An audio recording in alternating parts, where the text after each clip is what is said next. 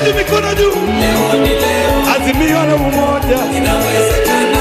Inawezekana. Leo ni leo. Leo ni leo. Inawezekana. Leo ni leo.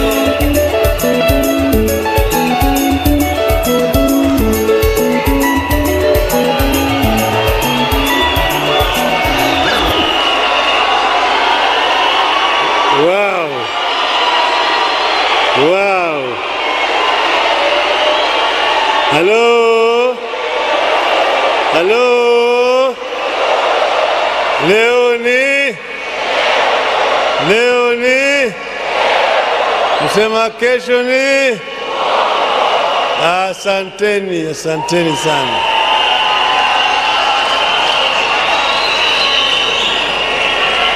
Wow. Hello. Asanteni sana. I am lost for words. I am so delighted to see so many faces, some of them familiar, but others are truly Kenyan, who have assembled here this evening. This day will go down in history as one of the most memorable days of our times. I want to begin by bringing to you greetings from the chairman of Azimio Council, Honorable Uhuru Muigai Kenyatta.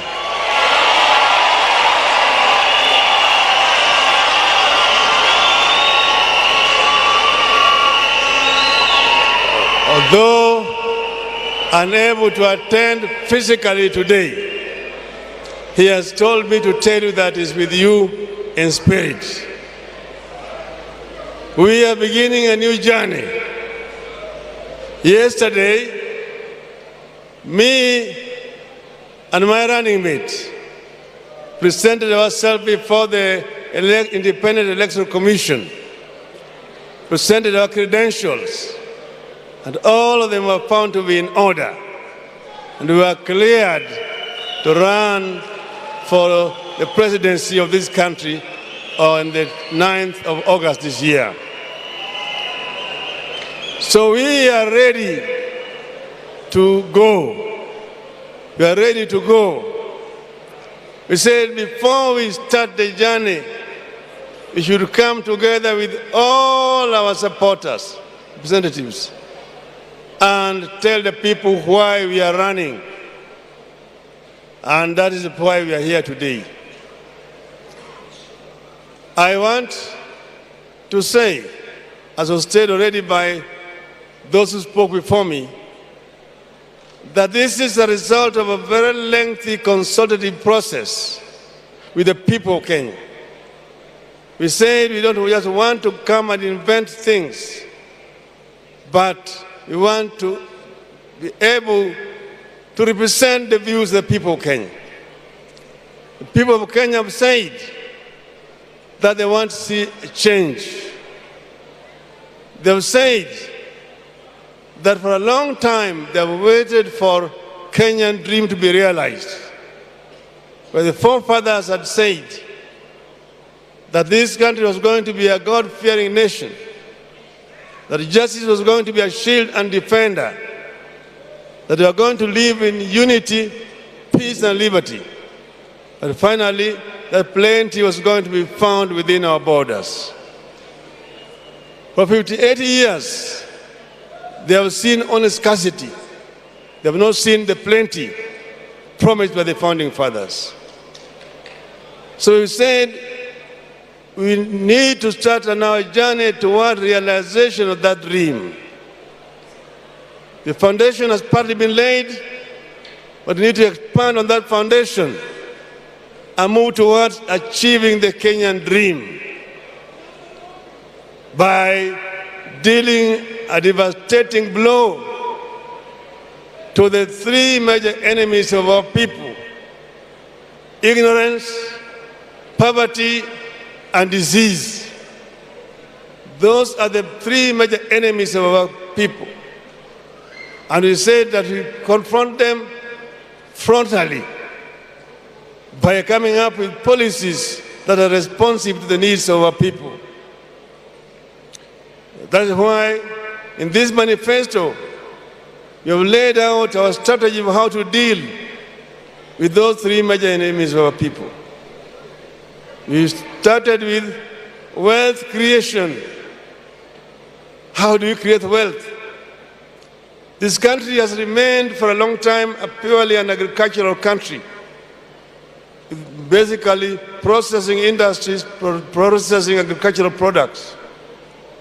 You said now we want to go to proper industrialization. This country is very strategically situated on the eastern coast of Africa, on Indian Ocean seabed. It is therefore right to say that it can become a manufacturing hub for the region, Eastern Africa and Central Africa.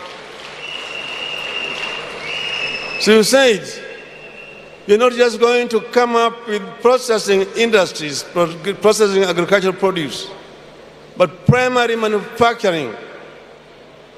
Instead of importing steel, which we need in great amounts, as we're sitting under this dome here, all the frames here are steel frames. All the high-rise buildings that we have here are all supported by steel.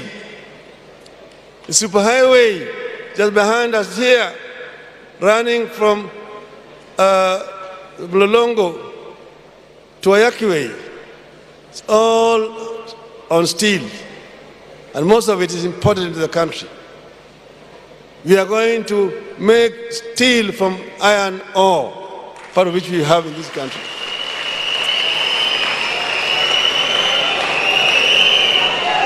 Africa is the richest continent on Earth, on planet Earth, in terms of raw materials.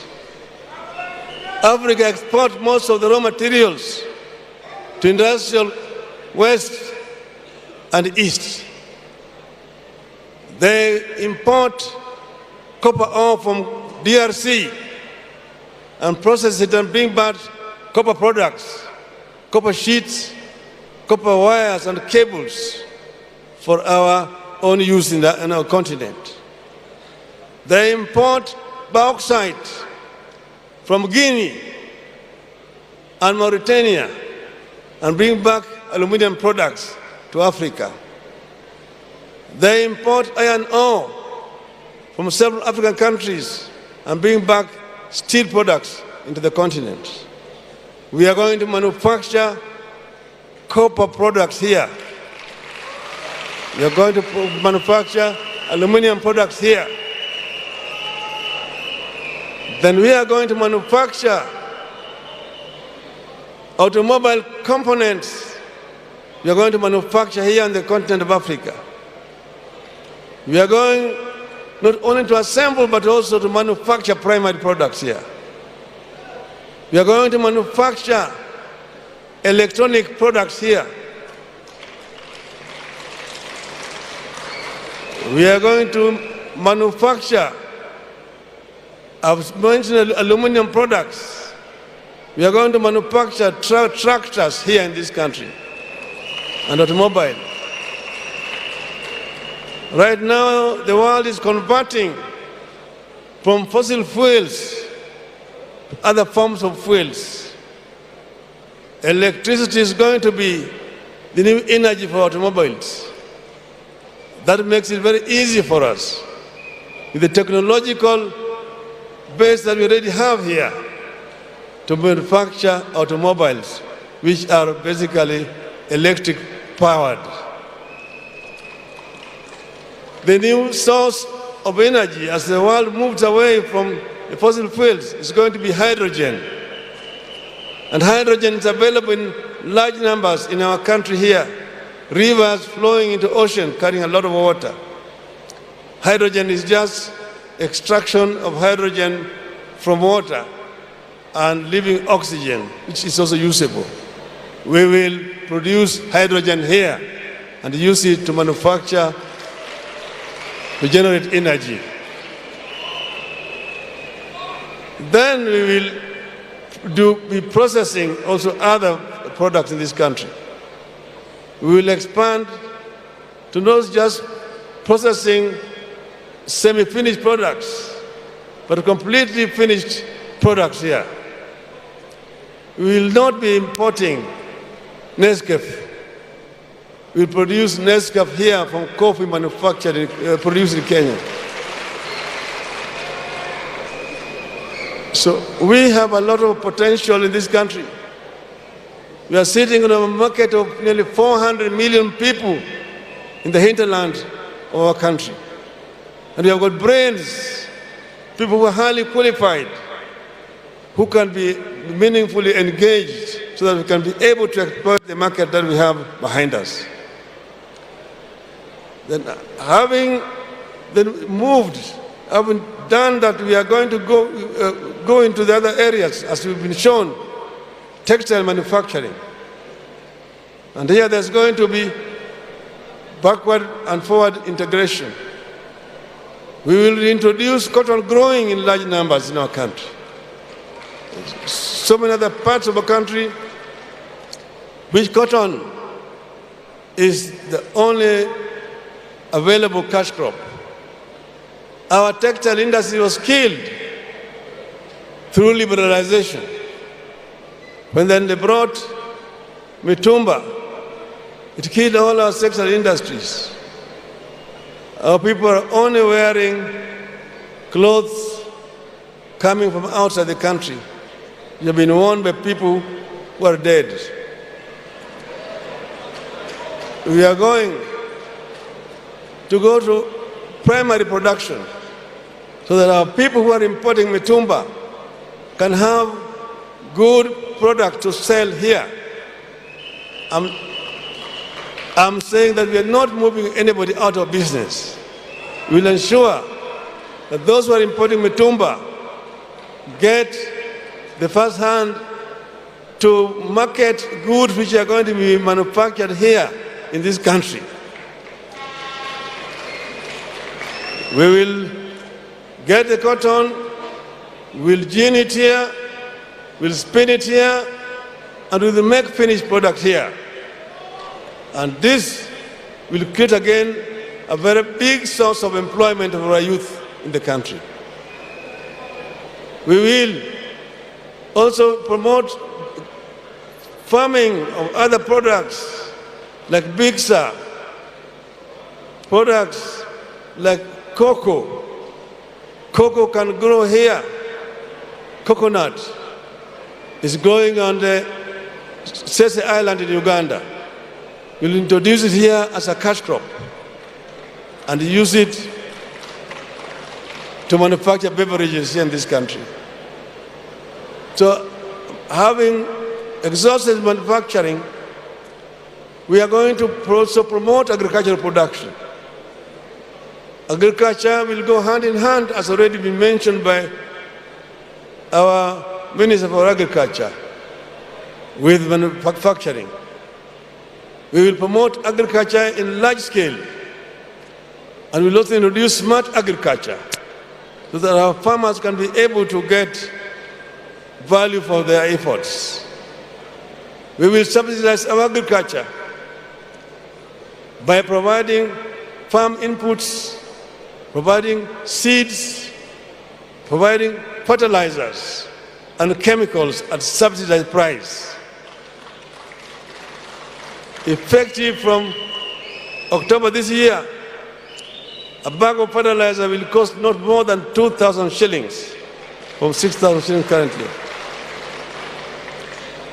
We will want to ensure that our farmers can work when they're happy. Maize production will also be expanded, and we ensure that we do not import maize when our farmers are having maize in their own warehouses. On the issues of health, you have already been told, your Baba Care. It's going to ensure that all Kenyans have got access to good health care. All Kenyans will be taken care of. We don't want to see any Kenyans dying from treatable diseases. We're going to promote research in our institutions here so that our people can be able to develop medicines that are made in Kenya rather than importing medicines from outside our country. In terms of education, I've said that education is going to be free. By free, I mean free. Truly free. True. Our children will have access to free quality education from primary to university.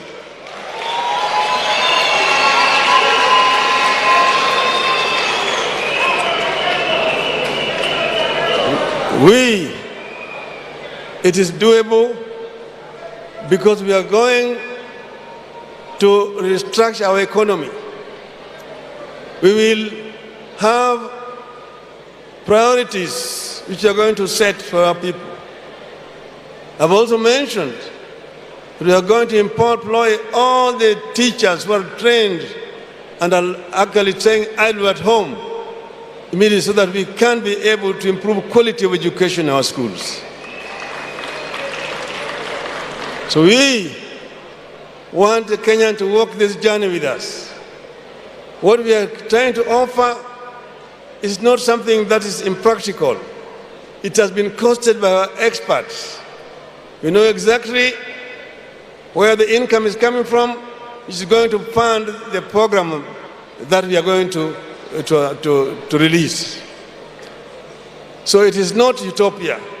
It is something that has been worked on by very highly qualified Kenyans, and this is what we are offering. So generally, this manifesto is our contract with the people of Kenya.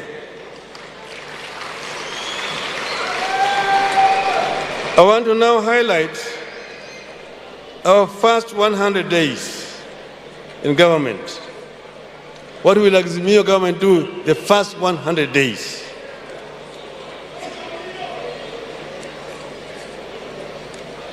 Number one, in the field of economic stimulus, because we are in the post-COVID era, we'll roll out an economic stimulus and recovery program. Two, in agriculture, we'll review all the policies, laws, standards, and norms to guide the sector. Three, we'll introduce minimum guarantee for farmers. Then, in terms of livestock, we'll improve access to affordable credit for livestock production. B, we'll introduce livestock insurance scheme backed by appropriate legal framework. On the issue of environment, we'll propose life sentence as punishment for poaching, trafficking, and the possession of ivory. We introduce progressive investment in high-level surveillance in our national parks. For fisheries and blue economy, we review policies, standards, norms, regulations, and legislation to guide the sector. 6, manufacturing. We will waive regulatory and other licensing fees for new youth-led innovations. We will review immigration laws with regard to potential investors in manufacturing to attract foreign direct investment to the country. We will give incentives to Kenyans, including diaspora and foreigners, to invest in manufacturing. In energy, we will set a roadmap to reduction in cost of energy, roadmap to increase generation of energy, attracting investment in alternative and renewable energy. Now, micro, small, and medium enterprises. We will implement recognition of prior learning certification program, that is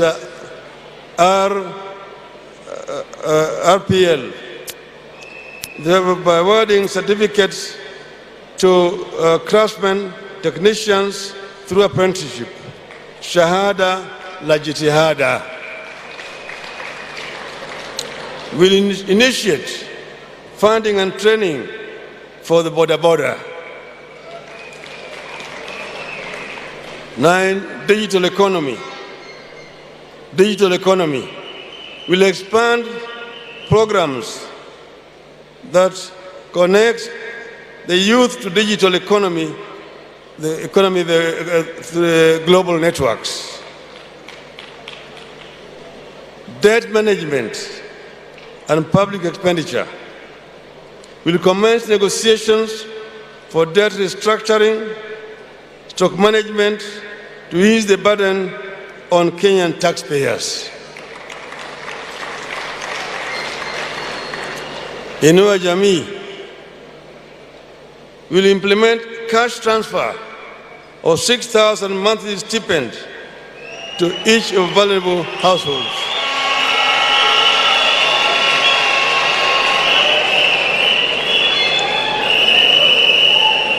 B, we will commence assistance to single mothers.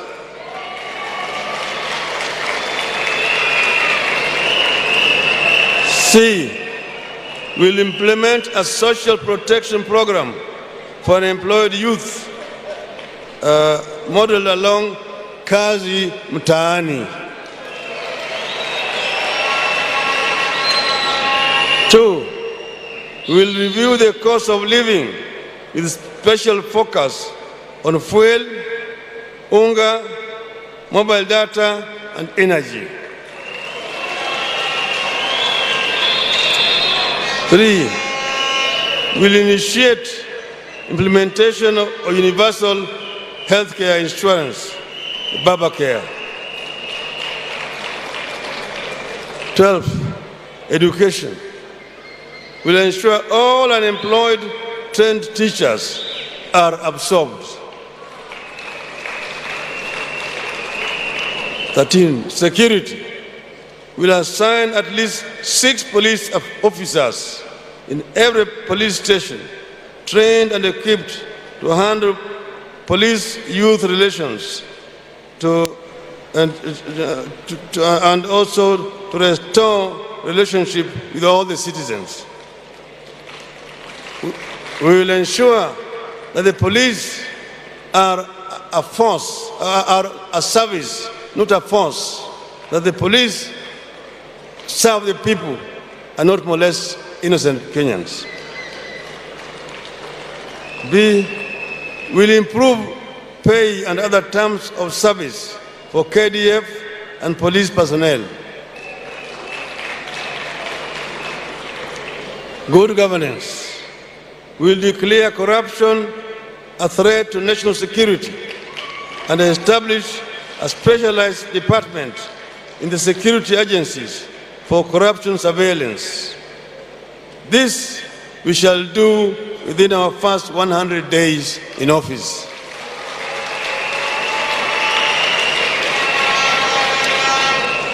So in conclusion, I just want to say Azimio government want to face this dragon called corruption head-on, to ensure that we can be able to do our things in a clean and fair manner.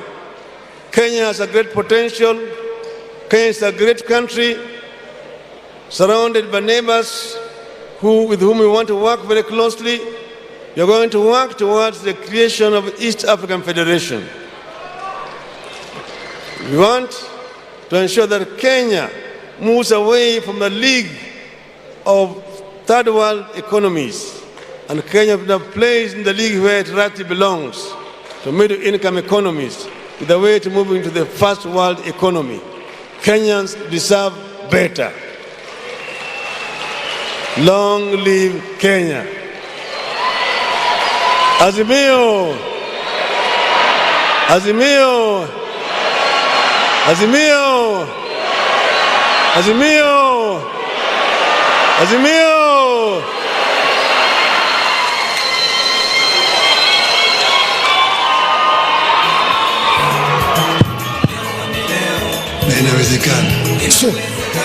Well, let us all give His Excellency a round of applause and a standing ovation for that very impactful speech. Makofi mazuri tafadhali. Makofi mazuri tena.